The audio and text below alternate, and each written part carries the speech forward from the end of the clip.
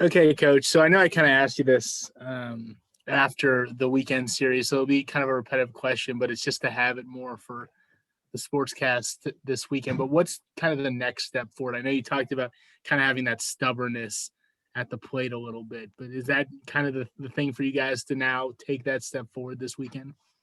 Yeah, I really think so. Like, honestly, from my perspective in this day and age, people really want a quick fix on everything, but I just don't believe that's sustainable. I mean, I can give a trick here or a trick there, but we're really trying to build the foundation, and our foundation is going to be our stubbornness. It's tried and true, from our experience. And I know it's going to be successful here, but that stubbornness is going to be what takes us over the hump for sure. um, it's just going to be a lot of work to commit to it. And like I said, I think it's really easy nowadays to just chase whatever's new, whatever's fresh, or a new idea and try to get instant gratification. But we really want to create a real solid foundation here, and that stubbornness is going to help us do it.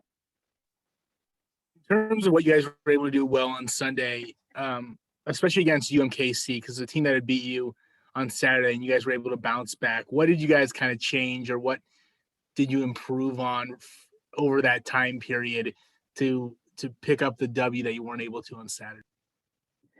Mostly everything you're going to hear us talk about is mentality, because that's where we believe, like, we can really separate ourselves from some of the other like schools, and elevate our program immediately.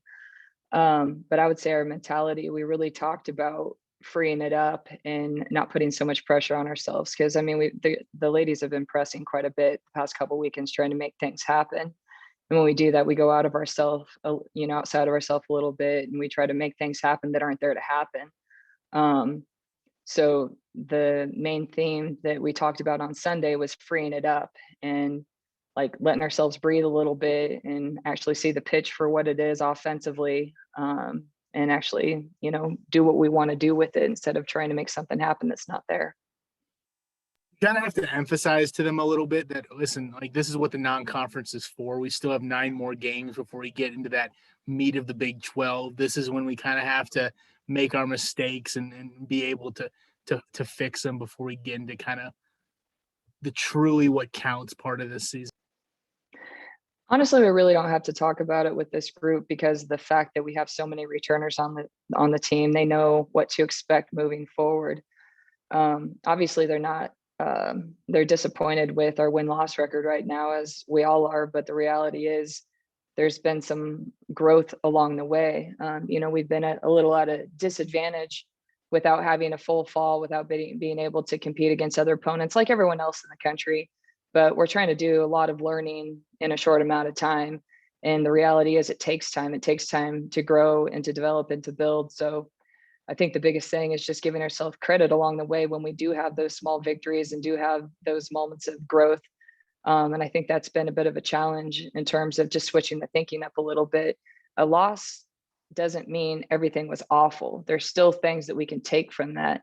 And so as long as we're willing and able to pay attention to those things, we can continue growing and building, as you said, as we go into our conference stretch. But it's going to be a grind, it's going to be a challenge, and we have to be able to learn from those wins and losses as well. So I really don't think, we're going to be at a point anytime where we're like, yeah, we've arrived. So we want to just keep getting better and better every single day, every year. So the moment we stop learning, the moment we stop trying, is the moment we're dead in the water. So we just got to keep taking every opportunity we have to learn and grow and move forward, and to see how great we can become. In terms of this weekend, you guys are going to do what you've only done once so far this season in terms of playing the same team kind of in that back-to-back sort of format. Are we going to see, without giving, I guess, too much away, a similar kind of way of handling it as you did against Texas State? Yeah, you would think so. I mean, that's the game plan, but plans change sometimes based on information. But I mean, in our mind, we're going to try to treat it as a 3-game series, just like we would in conference. I know there will be 2 games in one day, but I mean, we've got to be prepared to play the same team 3 times and beat them 3 times if we're going to do what we want to do here by the end of the year. Preseason, you talked about kind of the thing you're most excited about is to see kind of how your team handles a competitive situation through these first 17 games, I think. Yeah, 17 games this season. What have you found out about how this team handles that type of situation? Well, I think, the biggest area where we can grow and improve right now is training ourselves in practice to perform in games. And what I mean by that is right now we have a clear separation in practice. We're able to learn, we're able to compete, and we're not putting a lot of pressure on ourselves. But, when we're on the field, when it's lined and then when it's drug and potentially the lights are on, we're changing our mindset into a performance mode. And we don't need to do that. That's still a learning opportunity. So I think that's the biggest area where we can improve, immediately with just a different perception on going into it. Of course, it counts, but practice counts too. And if we're approaching both practice and game similarly, we're not going to see a big difference in one or the other in terms of our performance. So I think that is an area that we can grow immediately. Um, I think I know that our team likes to compete. I think they put a little bit too much pressure on themselves right now and try to make things happen that aren't there.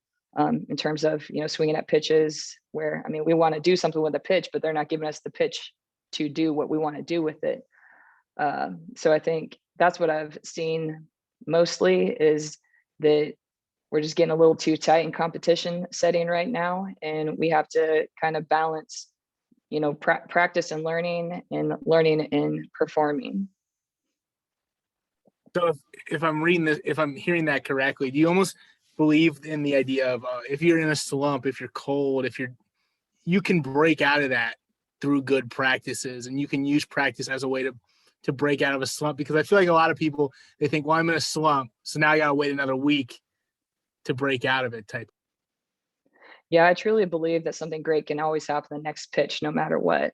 And I also don't believe in slumps because the moment you believe in it, the moment it becomes a reality. So I've had players throughout my entire career say, Coach, I don't know what to do. I'm in a slump. And I'm like, if you tell yourself you're in a slump, you're in a slump.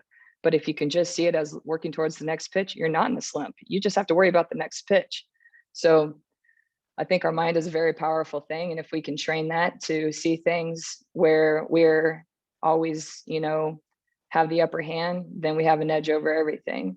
But I always believe something great can happen the next pitch for us. And when that one's gone, something great can happen the next pitch. What are the biggest things that some of the younger players can learn from someone like Heaven Burton or Carly Hamilton or some of those people who, at least from our perspective, it seems like they've been at Texas Tech for about 6 or 7 years at this point? That's probably accurate. I think Carly is a 6th year, so you hit that one on the head right there. With Carly, when I think about Carly, I think about a passion. She's got a true passion for Texas Tech athletics, for Texas Tech softball. And she's someone that I've really seen that is still trying to grow and learn and get better every single time. And when she slows herself down a little bit, she does a great job of that. It's really easy when you're in a situation like hers, where she's a 6th year, to put a lot of pressure on herself, like knowing that finish line is right there. But when she kind of checks herself and reminds herself, like, every day I'm out here is a great day, no matter if it's, we win or we lose, or I strike out or hit a home run, then I think that's something to really learn from her. Heaven is also a fierce competitor. She wants to be, on the field. She wants to be on the bases when the game's on the line. She wants to be in the box when the game's on the line. So, and she also works really hard. Like, I think about her in the cages during practice and stuff, and she does a really good job working the process there.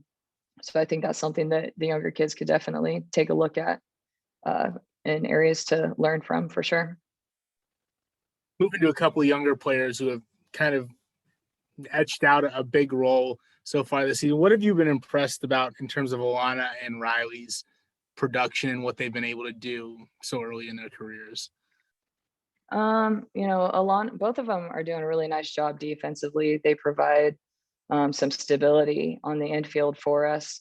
And, I think that helps the pitchers quite a bit as well. So obviously I don't have anything to compare, previously to, but the feeling that I'm getting from the returners is that they're really pleased with the steadiness that, our defense is providing. And especially those two, they've done a really nice job. There's still areas to grow and improve, and I think that's great and exciting because they're earlier in their career and they can just keep getting better and better as we go. And obviously, I know it goes against kind of the idea of, we can't just always be result based, but it is nice when you can win 3 out of 4 on a weekend. Could you just tell the next couple practices, it was a little more, you could see that confidence off of a winning weekend?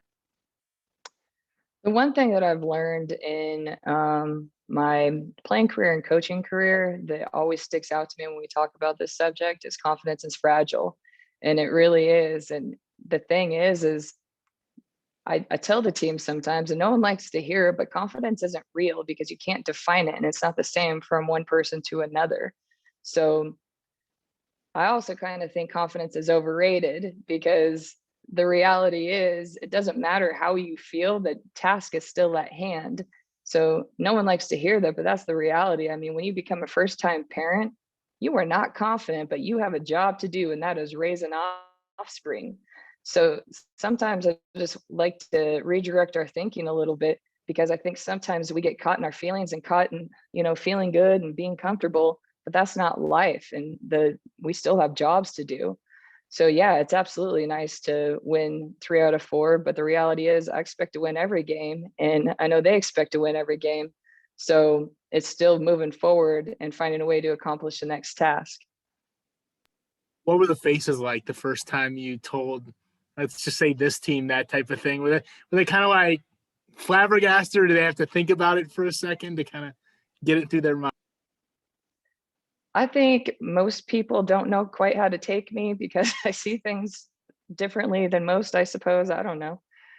I think, I don't know. I mean, I can just go down a rabbit hole on stuff like this all the time, but it drives me crazy to hear different people say women have to feel good to play good and men have to play good to feel good. And I'm like, that's not really true. Like, there's not something when you were born with your gender that says that. And so I get real frustrated with stuff like that, but it's it's just kind of rethinking beliefs and why do we think this way? And I don't buy into that type of stuff and I don't buy into a lot of stuff because our mind controls those things. They're not actually real. Like if I had a magic wand and can make everyone confident, I absolutely would, but it's not real. It's not a real thing. It's, perception that we have. So if we learn how to control our perceptions and our mentality, then I think we have an advantage over any situation in life, to be honest. Then how has this kind of couple months experience, first couple weeks of the season, been for you? It's always a growing opportunity for me. I've not arrived by any stretch of the imagination in my career, so I'm always looking for ways to grow and to push myself and to improve as well. So, I'm finding areas that I just need to do better at immediately. I'm not waiting for next year on things. So, in terms of laying out the expectations, helping people individually, in terms of seeing things a little bit differently sometimes when we talk about the perspective and perception on things. Um, but I mean, I it's been a growing experience, but it's been great. I love being here, and I can't wait to see how the rest of this year plays out and how the rest of my time here, hopefully, which is a long, long, long time, plays out. I think we're going to do some great things here.